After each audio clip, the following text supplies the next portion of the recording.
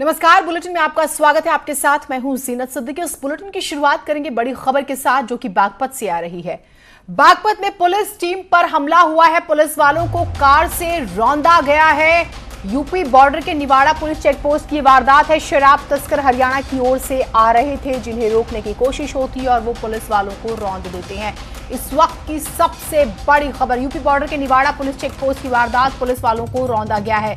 इससे पहले पुलिस वालों पर हमले की खबर तब आई थी जब क्वारंटाइन के लिए जो है कुछ लोगों को लेने जाते हैं, तो वहां पर कोरोना काल में, स्पेशली मार्च अप्रैल की जब हम बात करते हैं। लेकिन यहां पर देखिए, जब पुलिस वालों ने रोका है तो उन्हें रौंद दिया जाता है, गाड़ी चढ़ाने की कोशिश की जाती है। बड़ी खबर, और शराब तस्करों के हौसले कितने बुलंद हैं आप इस खबर से समझ सकते हैं। यूपी बॉर्डर के निवाड़ा पुलिस चेकपोस्ट की ये पूरी वारदात है और ये हरियाणा की ओर से आ रहे थे। हरियाणा, पंजाब, हिमाचल, उत्तराखंड, अगर आप इन चारों स्टेट्स को स्पेशली समझे, यूपी की बात करें तो शराब तस्करी बहुत ज्यादा होती है यहां पर। शहजाद हमारे साथ, हमारे सहयोगी जुड़े हुए हैं। शहजाद, ये पूरी खबर बताइएगा। देखिए जिन्हें बागपत शहर कोतवाली पुलिस पर जो है शराब तस्करों ने जो है हमला किया है। सुबह जब निवाड़ा यूपी हरियाणा बॉर्डर चेकपोस्ट पर निवाड़ा पुलिस जो है चेकिंग कर रही थी तो तभी हरियाणा से आई शराब तस्करों ने जो है दरोगा और कांस्टेबल को टक्कर मार दी, जिससे दोनों गंभीर रूप से घायल हो गए हैं। चौकी इंचार्ज है निवाड़ा चौकी के बलराम सिंह, उनके हाथ में फ्रैक्चर हुआ है और जो सिपाही है उसके पैर में फ्रैक्चर हुआ है।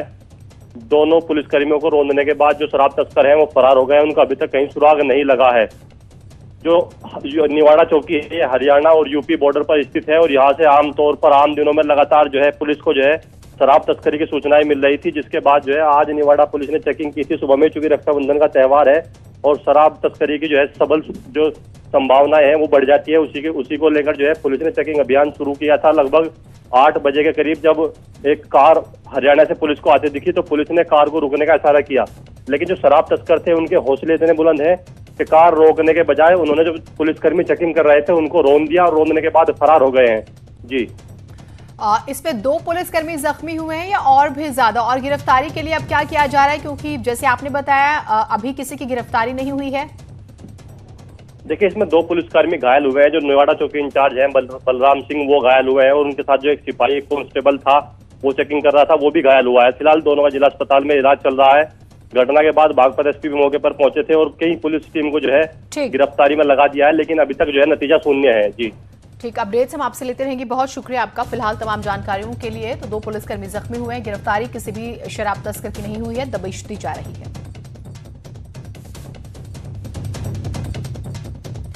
तो बागपत से इस वक्त की बड़ी खबर आ रही है। शराब तस्करों ने पुलिस वालों को रौंदने की कोशिश की है। जख्मी है पुलिस वाले, आप तस्वीरें देख पा रहे हैं। इन्हें रोकने की कोशिश की जाती है और उसके बाद ये उन पे गाड़ी चढ़ाते हुए आगे बढ़ जाते हैं। फिलहाल किसी की गिरफ्तारी नहीं हुई है, किसी भी शराब तस्कर की, लेकिन गिरफ्तारी के लिए दबिश दी जा रही है। तो पुलिस वालों को रौंदने की ये बड़ी खबर आ रही है बागपत से। शराब तस्करी बहुत आप देखते हैं बड़े पैमाने पर होती है, स्पेशली हरियाणा का नाम हर दूसरे दिन सुर्खियों में रहता है। हरियाणा से उत्तर प्रदेश की बात करें, हम हरियाणा से पंजाब की बात करें, आपको याद होगा आज जो है लगातार चर्चा में है कि पंजाब में 104 लोगों की शराब पीने की वजह से मौत हो गई है। वहां पर भी बहुत सारे सवाल उठ रहे हैं, स्पेशली तरन तारण जिला प्रभावित हुआ। उसके बाद बटाला की बात करते हैं। तो शराब का जो पूरा खेल है, स्पेशली आप पंजाब, हरियाणा, उसके बाद आप हिमाचल का रुख कर लीजिए, आप उत्तराखंड का रुख कर लीजिए, यहाँ पर सबसे ज्यादा, और तस्करी खास तौर से बिहार या हम बात करें उत्तर प्रदेश यहाँ पर होती है। और एक इंफॉर्मेशन मिलती है पुलिस को कि शराब तस्कर जो है वो यहाँ से जा रहे हैं। और इसी बीच एक और बड़ी खबर बागपत से ही आ रही है। फेसबुक पर लड़की की हम बात करेंगे। आपत्तिजनक पोस्ट करने के विवाद में हत्या, 2 दोस्तों पर हमला हुआ है। हमलावरों ने गोली मारकर हत्या की। दूसरा दोस्त लापता, अपहरण की जताई जा रही है आशंका। गांव के दूसरे पक्ष के लोगों पर अपहरण और हत्या का आरोप। शहजाद, ये पूरा विवाद क्या है?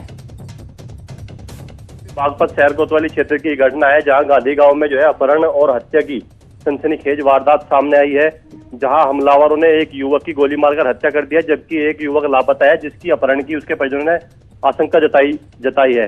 बताया जा रहा है कि जो युवक मृतक है उसने लड़की के नाम से फेसबुक पर आईडी बनाकर दूसरे पक्ष की लड़की पर कमेंट किया था। उसी को लेकर इन दोनों पक्षों में काफी समय से विवाद चल रहा था और आज जब रक्षाबंधन पर ये दोनों युवक घर आए हुए थे तो लगभग 10 से 12 लोगों ने इन पर हमला कर दिया, जिसमें एक युवक की जो है गोली मारकर हत्या कर दी गई है, जबकि एक युवक के कपड़े परिजनों को पड़े मिले हैं। तो उस परिजनों का आरोप है कि एक युवक की हत्या कर दी गई, जबकि दूसरा युवक की जो है अपहरण कर जो हमलावर थे वो ले गए हैं।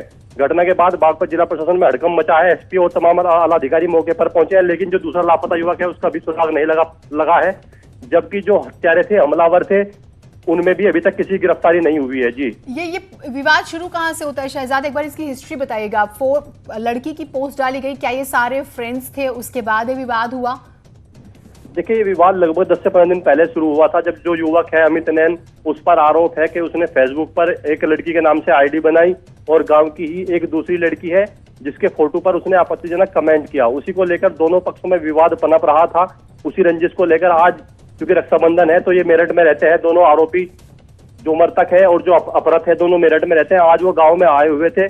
जब वो गांव में पहुंचे तो दूसरे पक्ष जिनकी लड़की थी उन्होंने इन पर हमला बोल दिया, जिसमें एक की मौके पर गोली मारकर हत्या कर दी गई, जबकि एक अभी लापता है, उसकी अपहरण की आशंका जताई जा रही है। जी, तो जिन लोगों ने पोस्ट किया था, यानी कि आप ये बता रहे हैं कि उन्हीं में से एक की मौत हो गई है और एक जो है वो लापता है, तो क्या संभावना जताई जा रही है कि उसका भी अपहरण कर लिया गया है, उसकी जान को भी खतरा है? फिर कोई शिकायत हुई है क्या इस बारे में अभी?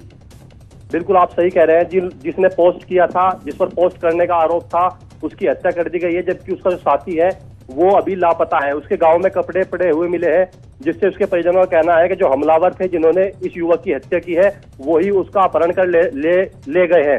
परिजनों को डर लग रहा है कि शायद उसकी भी हत्या कर दी जाएगी। अभी फिलहाल बागपत के पुलिस के आला अधिकारी मौके पर पहुंचे हैं और मामले तफ्तीश कर रहे हैं, लेकिन अभी तक कोई भी हमलावर जिसने हत्या की है या अपहरण किया है वो गिरफ्तार नहीं हुआ है, और जो युवक लापता है जिसके अपहरण की आशंका जताई जा रही है वो भी अभी तक बरामद नहीं हुआ है। जी, और इसी वजह से देखा जा रहा है कि कहीं उसकी भी जान जो है वो भी खतरे में। बहुत शुक्रिया, आप हमारे साथ जुड़े, अपडेट्स आपसे लेते रहेंगे। ये आपसे विवाद था, पोस्ट एक लड़की की जो है डाली गई, लेकिन जिन्होंने डाली उसमें से एक की हत्या कर दी गई है, एक फरार है और संभावना अपहरण की फिलहाल कोई गिरफ्तारी नहीं हुई है। एक और बड़ी खबर आ रही है, लता मंगेशकर ने राखी के मौके पर प्रधानमंत्री नरेंद्र मोदी को बधाई दी, साथ ही एक वीडियो शेयर किया जिसमें लता मंगेशकर ने बताया कि क्योंकि वो इस साल पीएम मोदी को राखी नहीं भेज पाई हैं तो उन्होंने पीएम मोदी से एक वादा मांगा है। क्या ये वादा, आप खुद सुनिए।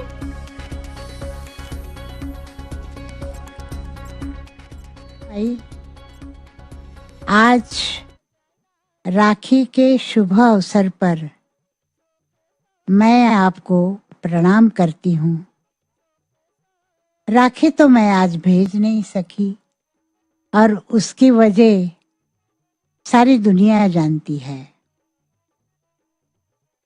आपने नरेंद्र भाई अपने देश के लिए इतना काम किया है और इतनी अच्छी बातें की है कि देशवासी कभी भूल नहीं सकेंगे।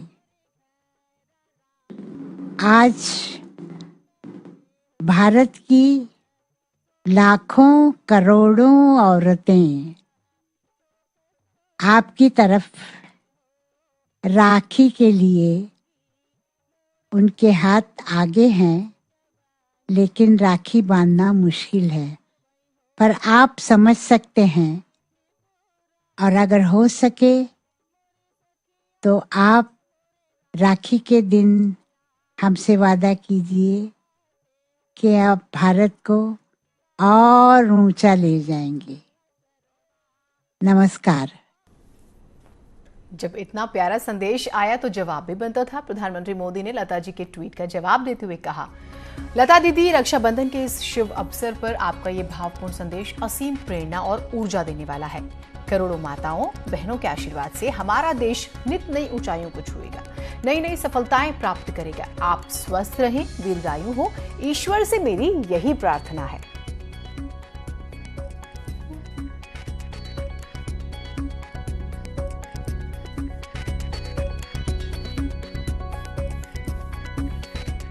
और अब देखेंगे देश